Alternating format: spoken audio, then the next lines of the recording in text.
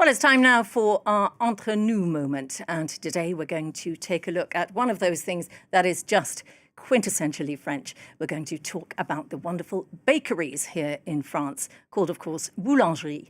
And, of course, the fantastic bread that they make. Especially, of course, the iconic baguette, and it really is iconic.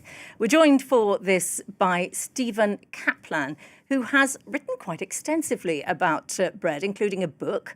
Welcome to the program, Mr. Kaplan. Great to have you with us.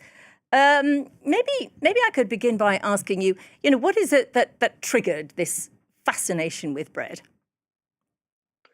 Well, a long time ago, I did a thesis for Yale University, and I was looking for an object that was, in some sense, gripping, that was compelling, that touched as many people in France as possible.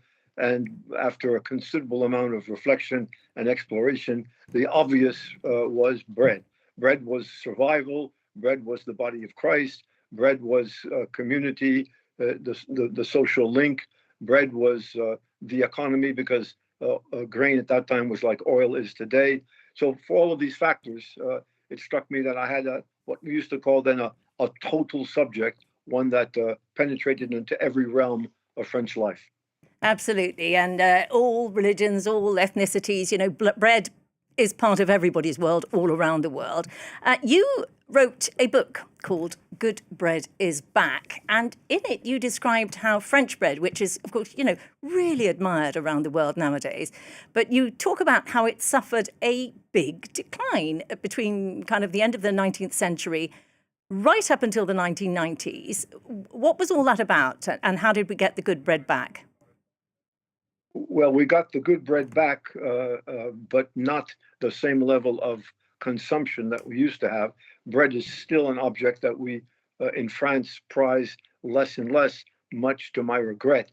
What happened simply was that over the course of time, bread, which constituted something like 2/3 of the calories of most working people, as we became more diverse, more prosperous, it was less and less necessary as a ration of survival. People were able to diversify their diets, so they consumed less and less bread.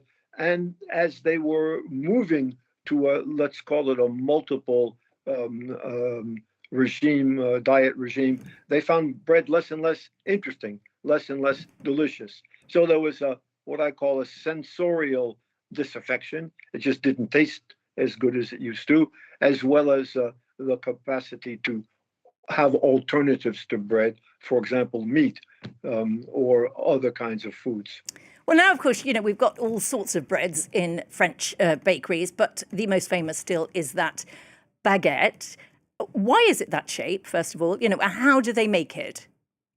So bread became something that was an object of esteem and choice, not just an obligation. People wanted it. People with means wanted it several times a day. It made no sense to buy a bread that was 1.5 kilos or 2 kilos. So the French bakers offered them a baguette, which was 300 grams at the time. And it was elongated because they could get more of those in the oven and bake them more quickly than in other forms. So how do you judge a good baguette? And I also know that, Parisians always say it's way better in Paris. They don't know how to make it outside Paris. What is a good baguette? And is it just as good? Is it even different elsewhere? First of all, that's nonsense. Parisian-centric self-regard. You get a wonderful baguette in many places.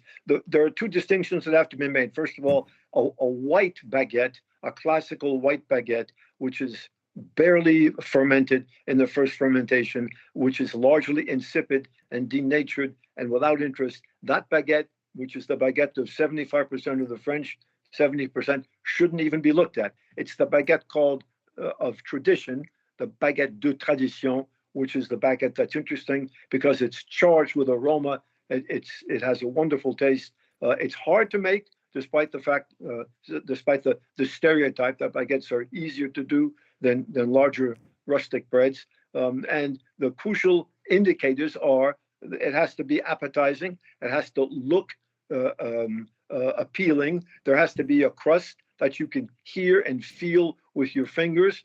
when you tap it, when you squeeze it. It has to have a structure inside that's not white, but that's off-white, pearly or creamy, that has little uneven holes, cavities, which are spread throughout the crumb. And it has to, of course, when you open it up, emit aromas that are inviting, if not spellbinding. And in your mouth, it should offer a whole array of beguiling tastes. We don't have much time. One final question, though, if you would. How do you think these traditional breads compare to some of these new things we're seeing now in French bakeries? There's gluten-free bread. How are they adapting? What's the new stuff like compared to the traditional stuff? Well, gluten-free bread is probably an oxymoron, and that would require an entire show. The new stuff is interesting.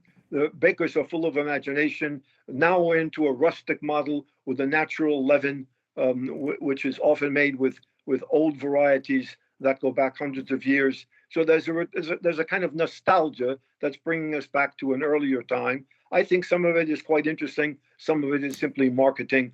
I think still a really good baguette of tradition is a wonderfully interesting bread that goes with any meal. Fascinating. Thank you so much, Steven Kaplan. That is sadly all we have time for. Just a reminder, though, to viewers of that book, Good Bread is Back. So good to talk to you. And again, thank you so much for your time. For more Entre Nous, you can always check out the website at france24.com.